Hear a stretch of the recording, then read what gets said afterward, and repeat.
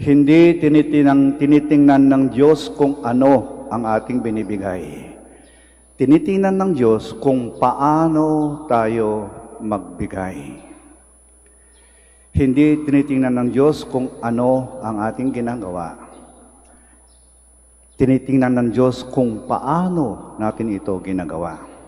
Kaya sabi nga nila, God pays more attention to the adverb rather than the verb. Tinitingnan ng Diyos, hindi kung ano ang ating binibigay, ngunit kung paano tayo magbigay. Kasi may nagbibigay, pero galit naman. Kasi mangot, siya nagbibigay, may sermon pa, may sumbat pa. Ayan, last na yan ha. Tatamad kasi ninyo. Mga batugan kayo. Asal ng asa kayo. Paano ka magbigay?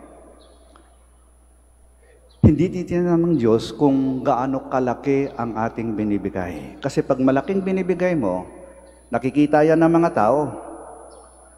Pero kahit maliit yung binibigay mo, pero pawalagian, consistent, kahit maliit lang, hindi nakikita ng tao, pero nakikita ng Diyos.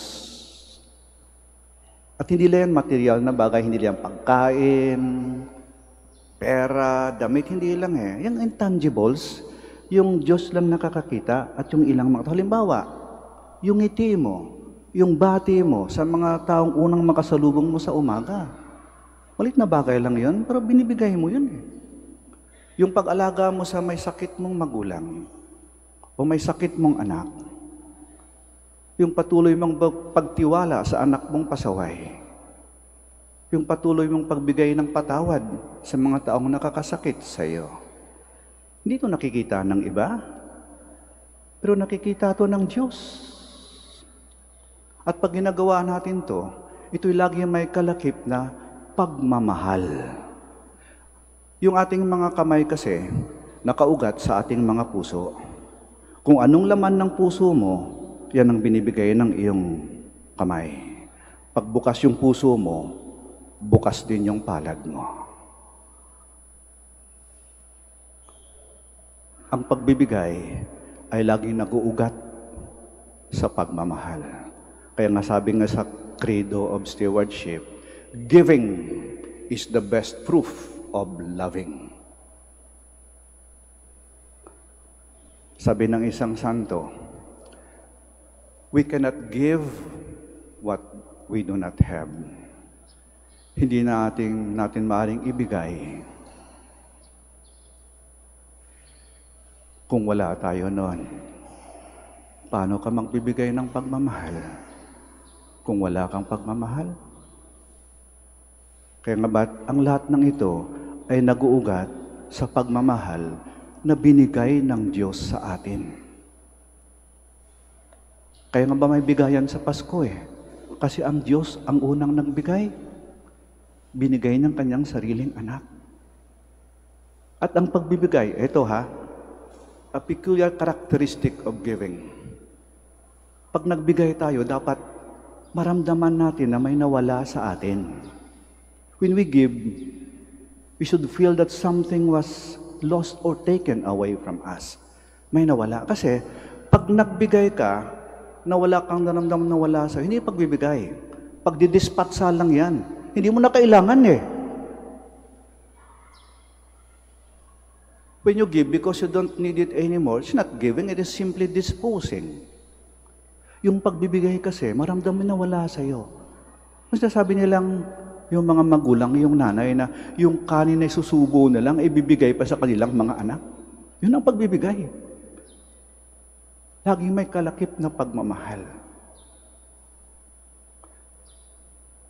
At yung pagbibigay, kalimitan, nagsisimula yan sa tahanan. Nagsisimula sa pamilya. Yung nakikita ng mga bata na ginagawa ng kanilang mga magulang, yun ang kanilang sinusunod. Kasi ang mga magulang yung unang mga guro at yung tahanan yung unang paaralan. Kaya natutunan ng mga anak sa kanilang mga magulang. May kwento ng isang bata, 6 years old, magbe-birthday siya. Taon-taon nagse-celebrate. Pero nang 6th birthday na, sabi ng bata, Mami, Daddy, imbis na magpa-party ako, imbis na mag-blow out, imbitahan ng mga kaibigan, maraming tao, maraming handa. Yung perang pampa-birthday, pang-celebrate ko, bili natin ng pagkain sa Jollibee, tapos dalhin natin sa bahay ampunan. Pamigay natin sa mga bata doon. Di na ako mag-celebrate. Sabi ng nanay sabi niya, ay paano? Mawala ng celebration mo. Wala na mga balloons, mga cake, mga gifts mo, wala na mga kalaro mo, walang celebration. Sabi na, di bali po, Daddy, Mami.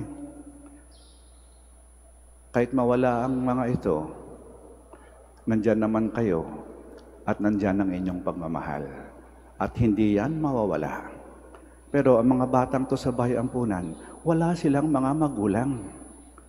Mas kailangan nila to. Maramdaman nila na may nakakaalaala, nagmamahal at nagmamalasakit para sa kanila. Yan ang pagbibigay. Hindi mo iniisip ang sarili mo. Iniisip mo yung iba na mas nangangailangan kaysa sa iyo.